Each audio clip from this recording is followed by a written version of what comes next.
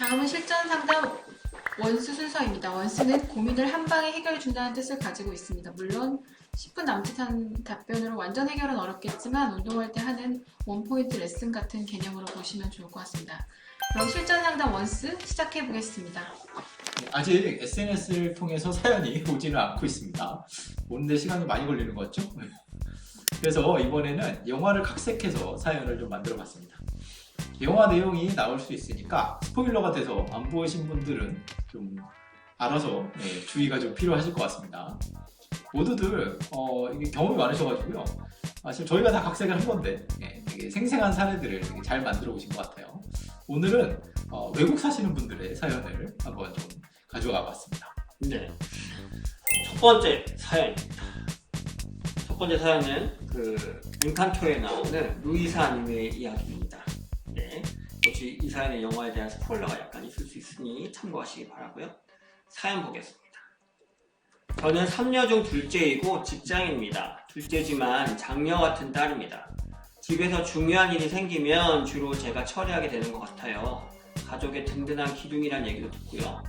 현재 직장인이고 주민들의 편익을 위한 공공기관에서 일하고 있습니다. 동네 주민분들도 크고 작은 일이 있으면 대부분 저를 찾아요. 주변에서는 주어진 일을 문제없이 척척 해결한다고 생각하시는 것 같아요. 근데 사실은 일이 주어지면 부담감이 있고요. 잘하고 싶은데 혹시라도 실수가 생기면 어쩌나 긴장하게 됩니다. 최근에는 부담감이 좀 심해진 것 같아요. 부탁받은 일을 해내지 못하면 어떻게 하나, 내가 무너지면 가족과에서는 어떻게 하지? 이런 생각으로 늘 불안해집니다. 이전에 비해서 일의 능률도 떨어지는 것 같아요. 요즘 마치 외줄타기 하는 고개사가 된 것 같은 기분입니다. 제가 이런 상태인 걸 가족도 회사도 잘 모를 것 같아요. 답답한 마음에 글을 남깁니다. 어떻게 하면 좋을까요? 라고 사연을 보내주셨어요. 둘째지만 장녀다. 어떻게 생각하세요? 여러 가지 생각이 나죠. 네. 둘째인데 왜 장녀예요?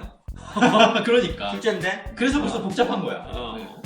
이게 장녀, 장남은 감투가 일단 씌워지죠. 근데 둘째인데 장녀예요. 그러니까 감투가 없는데 노동만 해야 돼요. 장녀로서. 네. 그러니까 지치죠. 이게 한 만큼의 보상이 안 온다는 얘기고. 그리고 이게 내가 할 일이 아닌데 하는 것 같은? 그러니까 화가 많이 나죠. 근데 이제 보통 이런 장녀 역할을 한다는 건 되게 규칙을 잘 지키는 거예요. 그러니까 화를 규칙을 통해서 보통 해결하려고 하고 그러다 보니 이제 남들한테는 되게 잔소리꾼이 되기가 되게 쉬운 것 같아요. 화를 규칙을 통해 해결한다는 것이 잔소리 같은 걸 많이 해서 화를 푼다 뭐 이런 뜻일까요? 그쵸. 네. 이분들은 잔소리를 되게 많이 해요. 그러니까 보면 되게 이제 이분들 이런 분들하고 상담을 해보면 놀 때는 사람들이 날 안 찾아요. 네. 난 장녀 장남이야. 그럼 놀 때는 사람들이 날 안 찾고 일할 때만 나를 찾아. 그러니까 놀 때 나를 안 찾는 건 서운하잖아요. 근데 야 너 왜 놀 때 나 안 불렀어? 이렇게 또 말을 못해. 예. 그러니까 그 서운한 거를 참고 있다가 그랬다가 뭐 해야 되는 일 할 때 이 사람들은 기능이 높으니까 그러니까 기둥 얘기를 듣는 거 아니에요. 그러니까 기능이 높으니까 일을 할 때는 사람들이 나보다 다 이제 일을 못 하잖아요. 그러니까 계속 잔소리를 하게 돼요. 그래서 놀 때 서운한 거를 일할 때 잔소리로 이제 푸는 거죠.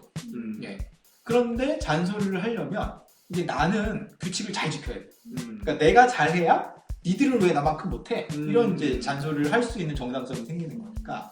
근데 그럴수록 계속 사람들하고 이제 멀어지게 되는 거고. 잔소리도 하고. 그렇죠. 뭐 그런 이제 문제 상황에 처하게 되는 게 예상이 되죠. 보도를 안 했더라도 스스로 압박감을 높이는 그런 상황이기도 하네요. 그렇죠. 규칙 안에 자기를 가두는 거니까. 든든한 기둥이기 때문에 갖고 있는 문제는 없을까요? 많죠. 기둥은 참 힘든 것 같아요. 이분은 가족만이 아니라 이게 들어보니까 온 동네의 기둥 역할을 하시는 분인 것 같아요. 그래서 문제는 사람들이 기둥에 기대기만 하고 기둥을 관리할 생각을 잘 안 한다는 거예요. 기둥을 너무 믿는 거야. 근데 이분도 마찬가지. 기둥 역할을 하는 것만을 가지고 사람들과 관계를 맺는 거예요.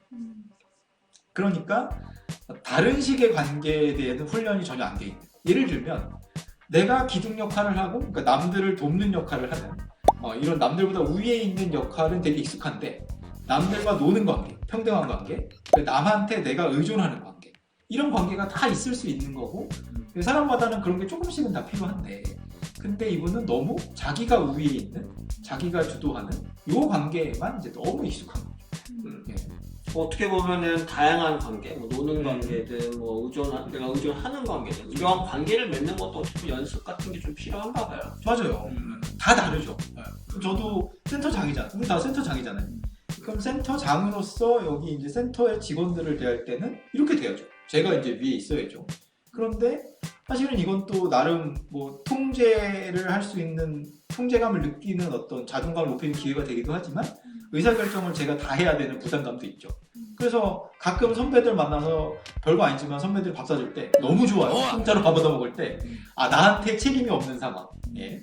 그냥 그럴 때 조금 이완도 좀 되고 그랬다가 내가 책임을 느껴야 되는 상황에서는 또 열심히 하고 요게 좀 왔다 갔다 해야 되는데 아마도 이분은 너무 자기가 기둥인 상황에서만 너무 오래 있었던 것 같은 뭐 그런 느낌이 좀 듭니다. 루이사의 문제가 뭘까요? 그러니까 루이사 이 씨의 사례를 보다 보니까 제가 좀 떠올랐던 그 용어가 긍정적 평가에 대한 두려움이었거든요. 이게 어려운데? 네, 이게 사회불안이 있으신 분들이 갖고 있는 특징 중에 하나예요. 원래 사회불안 정의는 부정적 평가를 받을까봐 두려워하는 건데, 그렇죠. 근데 긍정적 평가를 받는 것에 대한 두려움도 갖고 있다는 연구들이 있거든요. 그러니까 이게 내가 긍정적 평가가 좋아야 되는데 왜 두렵냐? 그러니까 이게 기대의 부응을 앞으로 못하게 될 것 같다.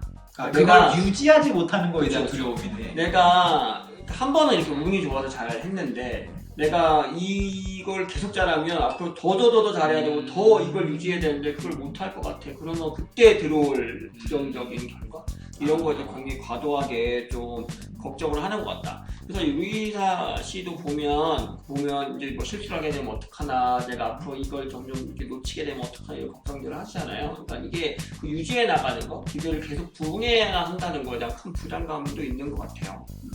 그렇죠. 이 루이사는 실수에 대한 긴장, 예, 그리고 증상으로만 나열을 좀 하자면 실수에 대해서 되게 긴장하고 있고 실수할까봐, 그 다음에 가족과 회사에 대해서는 부담감이 조금 크고, 그러니까 이게 쌓여서 업무 능률이 지금 저하되고 있다고 호소하고 있고 사회적으로도 되게 고립되는 상황인 거죠. 그 고통감이 이제 증가하고 있어요. 그래서 여기를 뭐 꼭 DSM에 맞춰서 진단을 한다기보다 저는 사실 이 현상은 거의 장남 장녀 증후군이라고 할 수 있을 것 같아요. 되게 혼자만 책임지려고 하는 건데, 근데 이분들을 또 얘기를 해보면 어떠냐면 되게 남들을 불신하고 좀 배제하고자 하는 그런 마음이 있고, 그거에는 이제 타인에 대한 분노가 섞여 있어요. 그러니까 이제 대개는 그런 거죠. 쟤네들이 나만 빼고 놀았어. 막 이런 그거를 대놓고 화를 낼 수는 없는데 그 분노가 이게 스며들어 있어요.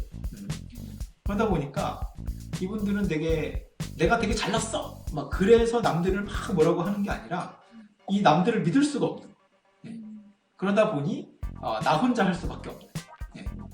그러니까 이 장남 장녀의 이런 역할을 하는 그런 사람들이 맨날 하는 말이 믿고 맡길 사람 없는. 그러니까 결국엔 내가 해야 되는. 그러니까 이제 내 일만 점점 많아지는. 그러다가 이제 소진이 될 수 있는 그런 상황에 지금 계신 것 같아요. 루이사는 그러면 어떻게 하는 게 좋을까요? 저는 이런 경우에 가장 믿을 만한 사람이 있는지, 그리고 가장 좀 편하게 말할 수 있는 사람이 누가 있냐, 이런 사람을 같이 좀 찾아봅니다. 그래서 그분한테 지금 이 고민을 한번 말해보십시오. 그런 거 얘기 많이 하고, 대개는 그렇게 해서 한 명은 되게 있고요.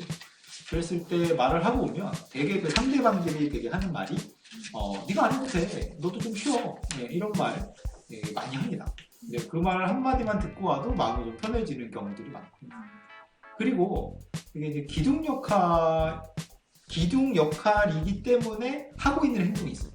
그럼 그 행동이 뭔지를 좀 리스트업을 한 다음에 그 다음에 그 중에 하나만 골라서 다음에 요거 하지 말고 오세요. 제가 그런 말도 좀 많이 하거든요. 그래서 그거를 한 번만 하고 오면 안 해도 큰일이 나진 않는구나 라는 것들을 좀 느끼게 되는 경우들이 많고, 그리고 이제 상담 마지막 중에는 그런 얘기 하는 것 같아요. 본인이 하고 싶은지 뭔지 물어보고. 그러니까 이런 분들은 해야 되는 거는 되게 잘하는데 의외로 하고 싶은 게 뭐예요? 라고 물어보면 뭐지? 멍해지시는 분들이 많아요. 그래서 하고 싶은 게 뭔지 이거 한번 물어보고 그런 식으로 보통 마무리를 하죠.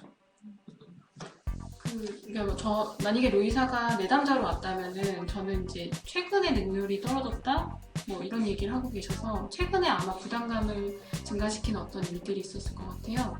그래서 그 일을 조금 그 일들이 뭔지 좀 탐색을 해볼 것 같아요.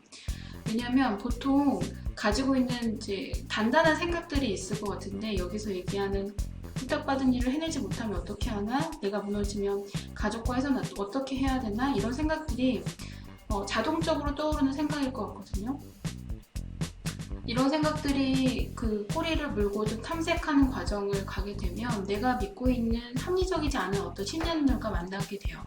보통은 내가 이런 행동을 해서 내 가치를 인정받으려고 하거나 내가 이렇게 하지 않으면 나는 가치 있는 사람이 아니구나 라는 생각을 하게 되는 경우들이 많이 있거든요. 뭐 이게 이런 신념이 아닐 수도 있지만 이 사람이 갖고 있는 이 자궁적 사고를 탐색을 하는 과정을 할 거고 그 보통 그러니까 상담 장면에 안 오실 수도 있어요. 갖고 있는 사고 자체가 이 사람들을 이렇게 주는 이득이 분명히 있거든요. 그렇죠. 그래서 이 생각을 이렇게 벗어나는 게 되게 힘들어요. 갖고 있는 이점이 있기 때문에. 근데 최근에는 이 사람이 스트레스가 있어서 이제 상담 장면에 왔을 거고, 그래서 그거에 대해서 조금 더 탐색하는 과정을 갖게 될 것 같아요. 보통 인지행동 치료에서 이런 식으로 언급한 치료가 이루어지죠? 네, 그런 식으로 많이 이루어지는 것 같아요. 그래서 저도 만약에 의사가 제 내담자로 왔다고 한다면 그 의사 씨가 실수를 하면 어떡하지? 뭐 이렇게서 그 뒤에 생략된 어떡하지 이 부분이 있잖아요. 이걸 좀 더 자세히 듣는 것 같아요. 그러니까 진짜 의사 씨가 실수를 한다면 어떤 일이 일어날까요? 이걸 물어봐요. 그러면 많은 경우 일어날 일을 굉장히 최악의 것을 생각하거든요. 실은 의사가 기둥이긴 한데 의사가 일을 좀 몇 가지 못하거나 실수를 해도 가족은 그대로 잘 살 거고 직장도 그대로 굴러갈 거거든요. 근데 내가 만약에 실수를 하면 그게 다 무너질 거라고 되게 크게 안 좋게 생각할, 그러니까 실제 일어날 일보다 굉장히 최악의 일을 떠올린단 말이에요. 그래서 저는 그래서 그 가정 있잖아요. 내가 뭐뭐 하면 뭐뭐 할 거다. 그래서 그 앞부분을 해보고 오게 해요. 실수를 해보세요. 예를 들면 아까 사파 얘기한 비슷한 거예요. 기둥이 될 일 중에 하나 하지 맙시다. 할 수 있는 거 골라서. 그러면 어떤 일이 날까요? 예상하게 하고 실제로 그 일이 일어나는지를 확인해 갖고 오는 거. 요건 이제 인지행동학에서 이제 행동 실험이라고 하거든요. 그러니까 그 행동 실험 같은 거 나도 저런 단어를 썼어야 되는데. 행동 실험을 많이 해갖고 오면 올수록 그 아까 파크가 얘기했던 그 신념 그게 좀 더 또 말랑말랑해지고 좀 더 변화되기 쉬워지는 것 같아요. 그래서 그런 것들을 좀 적극적으로 해봐서 좀 그 부담을 낮추는 거 그리고 좀 현실적인 기대와 뭐 믿음, 신념 이런 걸 좀 갖게 하는 그런 작업들을 좀 꾸준히 하는 것 같아요.